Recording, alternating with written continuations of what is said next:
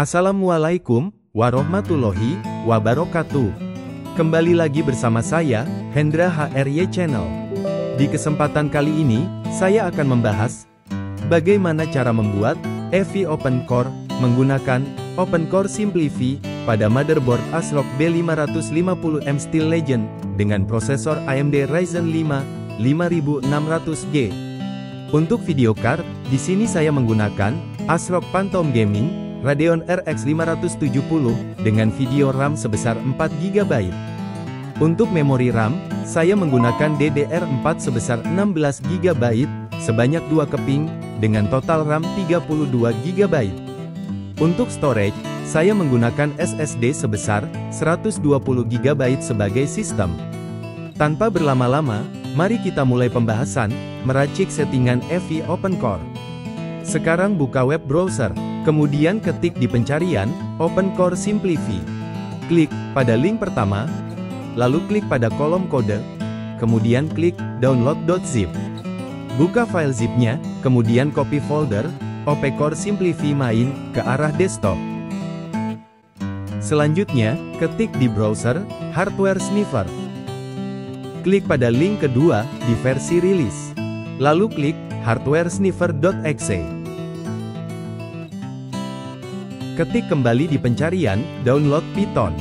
Klik Download. Kemudian install aplikasinya.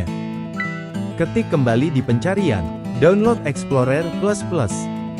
Klik pada versi 64-bit. Ketik kembali di pencarian Balena Etcher. Pilih link ketiga dari website GitHub. Klik plus 288 rilis. Dan klik Balena Etcher setup.exe. Sekarang, ketik di web browser Dortania. Klik pada Gathering Files. Kemudian pada menu Configs, klik pada sembarang nama prosesor. Kemudian klik Property. Klik pada kolom kode. Kemudian klik download.zip. Ketik di pencarian web browser, download Mini Tools Partition Wizard. Setelah terdownload, install aplikasinya. Siapkan atau download file image ISO Hackintosh. Kalian bisa mencari image ISO Hackintosh di website Olarilla. Untuk OS-nya, saya akan menginstal Hackintosh Sequoia. Dan kebetulan di sini, saya memiliki file image ISO berextension DMG. Untuk file image ISO dari Olarilla, berextension RAW. Untuk perbedaan extension ini, kita tak perlu bingung untuk memilih yang mana akan dipakai untuk membuat USB installer.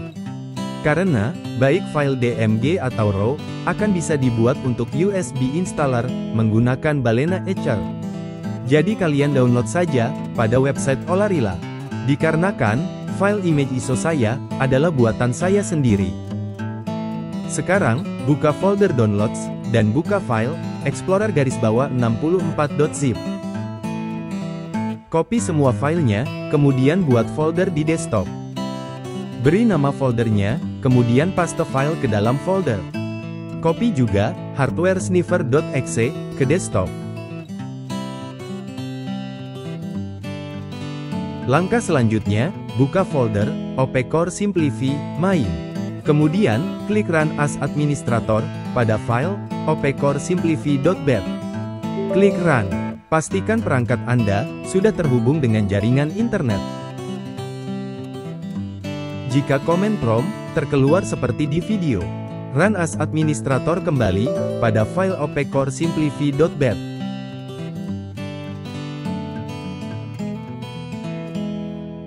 Minimizekan dahulu komen prompt.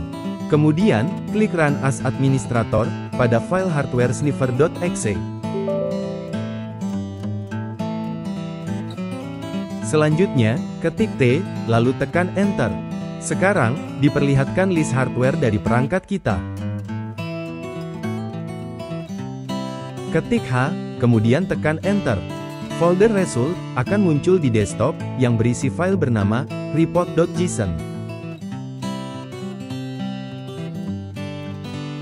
Pada jendela command prompt, pada pernyataan, press Enter to continue, ketik A, kemudian tekan Enter.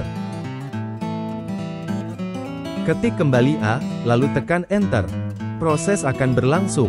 Setelah itu, tekan Enter dan ketik key. Lalu tekan Enter untuk keluar dari jendela command prompt. Di dalam folder result, akan muncul folder yang bernama ACPI. Folder ini akan kita butuhkan saat membuat FE OpenCore. Sekarang, buka kembali command prompt dari OpenCore Simplify.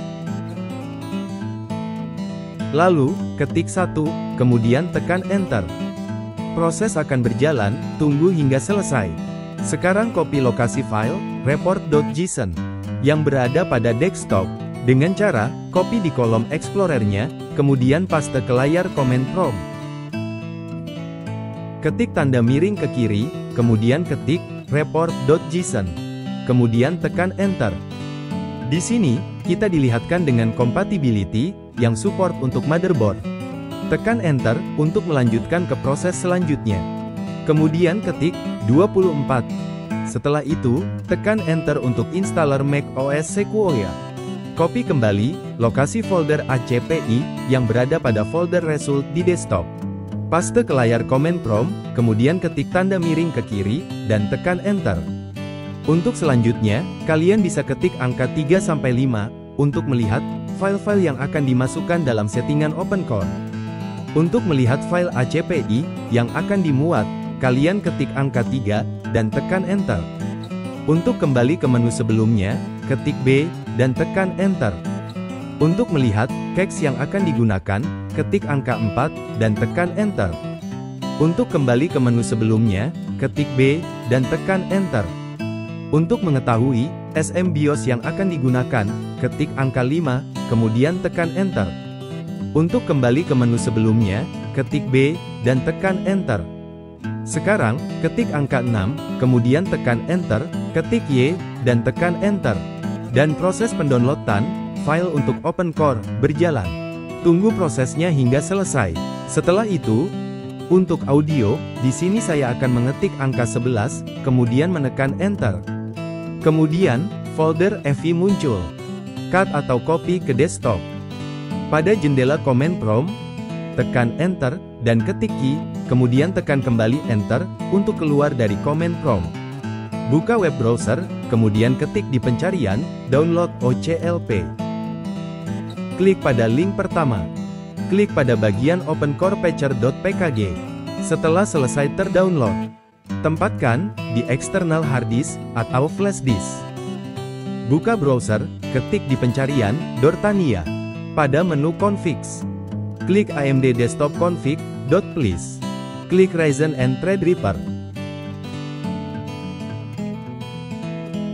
Sekarang, buka kembali folder downloads.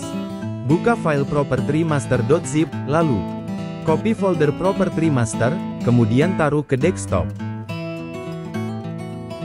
Buka folder property-master, kemudian klik Run as Administrator pada file property.bat. Selanjutnya, klik Run. Kemudian layar kerja aplikasi Python terbuka. Klik File, kemudian klik Open. Arahkan kursor ke folder FE, yang berada di desktop. Kemudian folder OC, dan file config.please. Kemudian klik Open. Klik kembali File, kemudian OC Snapshot. Dan klik Select Folder. Pada layar kerja Python, untuk bagian ACPI, QX. Reset logo status, ubah menjadi false.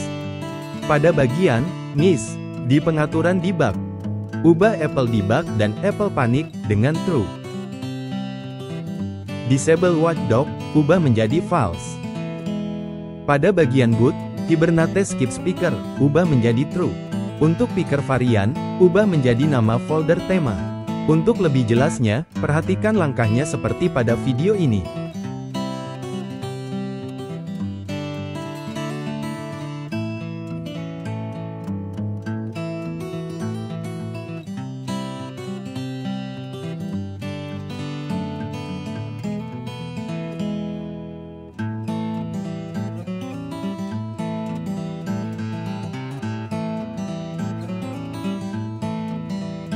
Pada settingan NVRAM, boot ARGS, Ubah NPCI sama dengan 0 kali 2000 dengan NPCI sama dengan 0 kali 3000.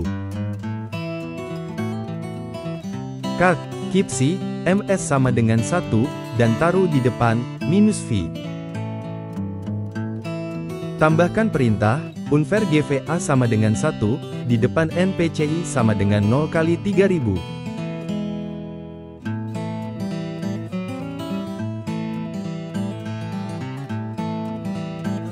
Tambahkan, ALCID sama dengan 11, di depan unvar GVA sama dengan 1. Pada CSR Active Config, ubah settingannya menjadi 03080000. Sekarang klik File, kemudian klik Save, lalu keluarkan aplikasi Python. Untuk pengaturan BIOS, perlu diingat, untuk motherboard ASRock B550M Steel Legend, adalah sebagai berikut. Fast Boot, Secure Boot, Compatibility Support Module atau CSM, IO MMU, dan Above 4G Decoding.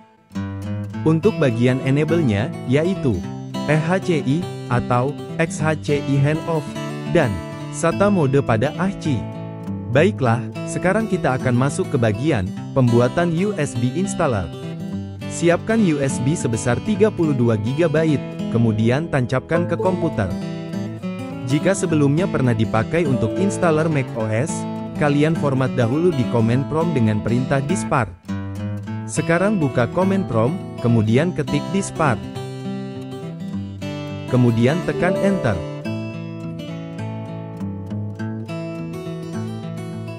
Ketik list disk, kemudian enter. Bisa dilihat, di sini disk 1 adalah USB yang barusan ditancapkan, dilihat dari kapasitas yang tercantum. Buka menu search, kemudian ketik di kolom dengan komputer manajemen. Dan klik pada disk manajemen. Di sini, dilihatkan partisi dari USB, memiliki 3 partisi. Kembali lagi ke command prompt. Sekarang ketik, select disk 1, kemudian enter. Kemudian ketik, clean, dan enter.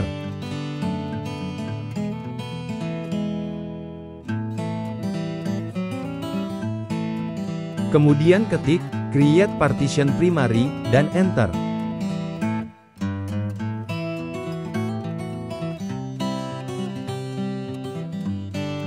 Jika terjadi error seperti pada video, ulangi kembali perintahnya dari awal.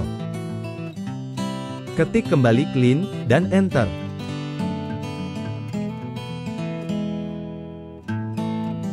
Ketik list partition, dan enter. Ketik kembali, create partition primary, dan enter.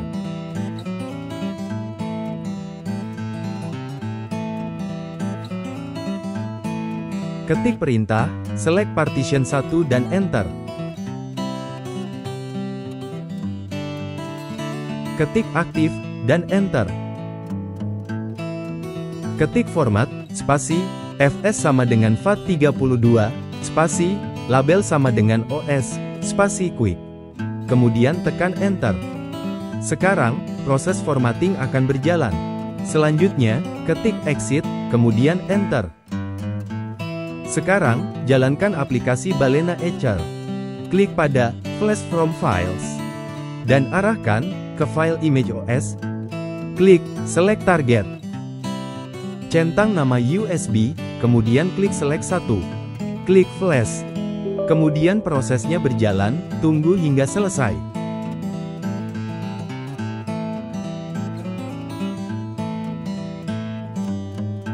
Untuk proses validating, kalian bisa klik skip saja. Dan keluarkan aplikasi Balena Etcher. Sekarang, jalankan aplikasi Mini Tools Partition Wizard. Klik kanan pada disk 2, kemudian disk EV. Klik Change Letter. Klik OK, dan klik Apply. Klik Yes, dan klik OK. Minimizekan dahulu aplikasi Mini Tools Partition Wizard. Buka folder Explorer++, klik Run as Administrator, klik Run. Arahkan kursor ke desktop di dalam aplikasi Explorer++, kemudian copy folder EVI, dan pastekan ke disk EVI USB installer.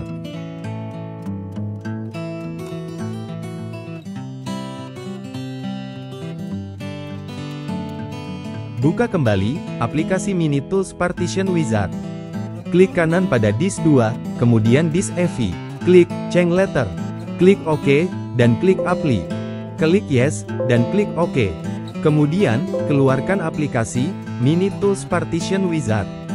Sekarang restart komputer, dan masuk ke settingan BIOS. Tekan terus tombol keyboard F2, atau Delete, sampai masuk ke menu BIOS. Menuju settingan boot, pastikan Fast Boot disetel Disable. Menuju settingan security, pastikan Secure Boot disetel Disable. Menuju settingan boot kembali, buka CSM atau Compatibility Support Module. Pastikan CSM di-disable. Menuju settingan Advanced. Buka AMD CBS. Kemudian NBIO Common Option. Pastikan IOMMU sudah disetel disable.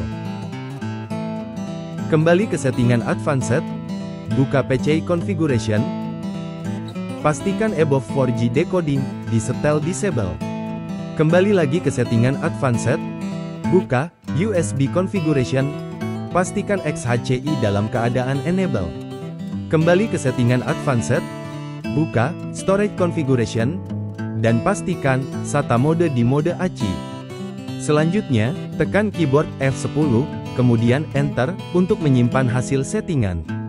Sekarang, tekan keyboard F11, untuk memilih boot priority. Kemudian, pilih UEFI USB, Partition 1, dan Enter. Pilih ikon macOS Sequoia, lalu Enter, dan proses booting berjalan. Sekarang, klik pada tanda panah ke depan. Klik Disk Utility, kemudian klik Continue. Klik pada View, dan pilih Show All Device. Pilih SSD yang akan diinstal, dan klik Erase.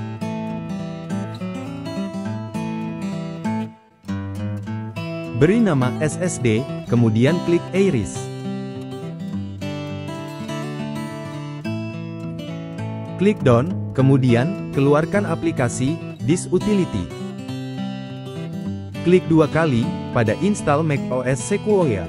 Selanjutnya, klik Continue. Dan muncul notif, klik Agree. Pilih disk untuk diinstal, kemudian klik Continue. Tunggu proses instalasinya, sampai merestart sendiri. Tekan kembali keyboard F11, kemudian pilih UEFI, USB Partition 1, dan Enter. Tunggu progres instalasi, hingga merestart sendiri. Tekan kembali keyboard F11, kemudian pilih UEFI, USB, Partition 1 dan Enter. Tunggu prosesnya, sampai komputer merestart sendiri.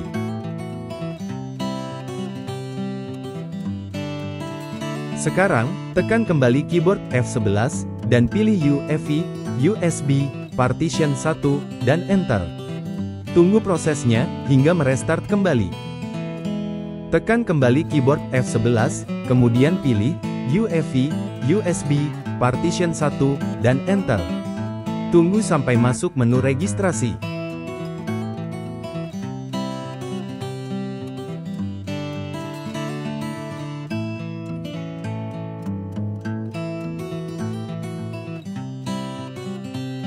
Sekarang, klik pada tanda panah ke depan, kemudian klik Continue. Dan prosesnya sudah masuk ke sistem registrasi. Lalu, isi registrasi komputernya. Setelah masuk ke menu desktop, tekan secara bergantian keyboard A, S, D. Muncul notif, klik OK. Dan sekarang, centeng pada pilihan ANSI. Kemudian, klik Done. Sekarang, klik pada System Setting, dan arahkan ke pengaturan, Desktop and Dock. Pada Desktop Manager, ubah klik Wallpaper to Reveal Desktop, dengan Only in Stage Manager. Matikan pengaturan dari, Show Suggested and Recent Apps in Dock. Dan nyalakan setting, Minimize Windows into Application Icon. Sekarang, keluarkan pengaturan sistem setting. Setelah itu, klik pada Finder Bar. Klik pada Finder, kemudian klik Setting. Centeng Hard Disk, dan Connected Server. Pada tab Sidebar, centeng semua kolom yang kosong. Pada tab Advanced, centeng pada kolom, Show All File Name Extension. Setelah itu, keluarkan pengaturan Finder Bar-nya. Sekarang buka aplikasi terminal, kemudian ketik perintah sudo, spasi, spctl, spasi, min master, min disable. Kemudian tekan Enter. Ketik password, kemudian Enter. Sekarang buka System Setting, kemudian arahkan ke Privacy and Security. Scroll ke bawah, dan ubah Allow Application From, menjadi Anywhere. Ketik password, kemudian klik Modify Settings. Klik Allow From Anywhere, kemudian, keluarkan System Settings. Kembali ke terminal, ketik perintah, Diskutil, spasi list, dan Enter.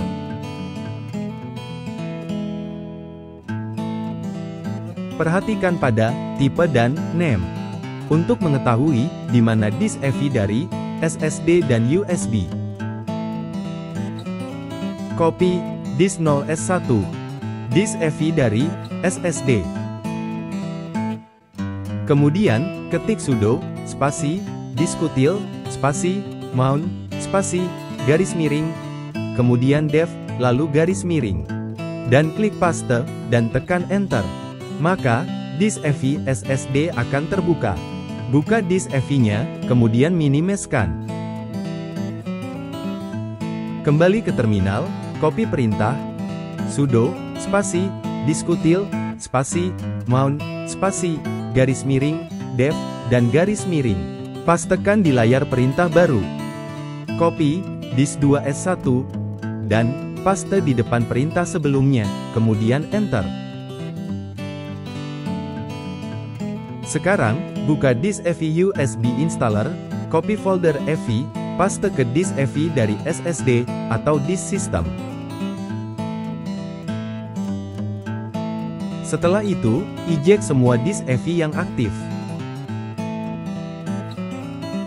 Kemudian, restart komputer, untuk men-setting boot priority, ke disk EV SSD. Sekarang, masuk ke menu BIOS, dengan menekan keyboard F2, atau keyboard delete.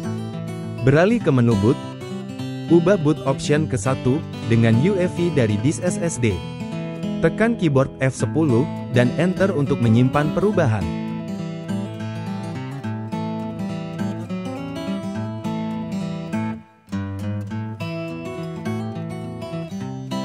Dan sekarang, kita sudah berhasil menginstal Hackintosh. Selanjutnya, klik Continue. Tekan keyboard dengan bergantian, A, S, D, lalu akan muncul notif, klik OK. Centeng pada ANSI, kemudian klik Done. Proses selanjutnya, kita install OpenCore Legacy Patcher, yang sebelumnya sudah kita download.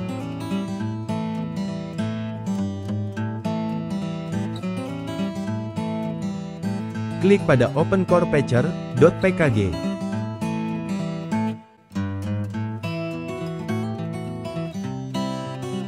Klik Continue, kemudian klik Install. Ketik password, kemudian Enter. Setelah instalasi selesai, klik Close. Di sini, untuk penggunaan Wi-Fi, belum bisa digunakan. Untuk bisa digunakan, kita akan melakukan root, menggunakan aplikasi, OpenCore Legacy Patcher. Oke, karena pengaturan tanggal lebih cepat 1 hari, maka saya akan merubah terlebih dahulu settingan tanggalnya. Selanjutnya, buka aplikasi OpenCore Patcher. Klik Post Install Root Patch. Klik Start Root Patching. Setelah selesai, klik Reboot. Klik Restart.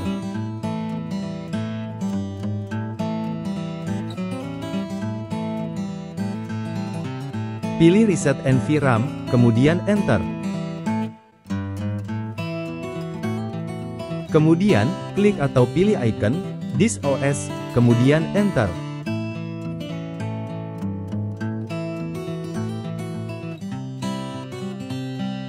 Sekarang, setelah masuk ke operating system, kita tes sambungan jaringan Wi-Fi-nya.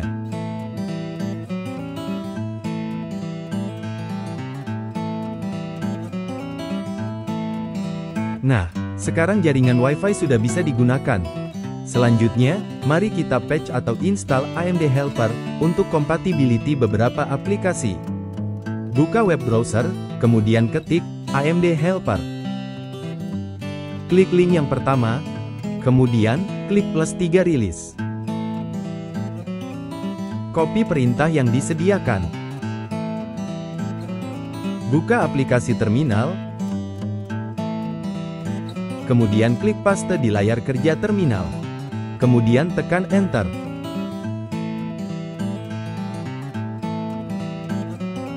Sekarang, ketik password, kemudian Enter. Ketik perintah, sudo, spasi, AMD Helper, kemudian Enter. Ketik A, kemudian Enter. Untuk nge-patch, semua aplikasi-aplikasi yang memerlukan patching AMD Helper ini. Patch AMD Helper ini, bisa kita gunakan di Adobe Photoshop, Corel, dan yang lainnya.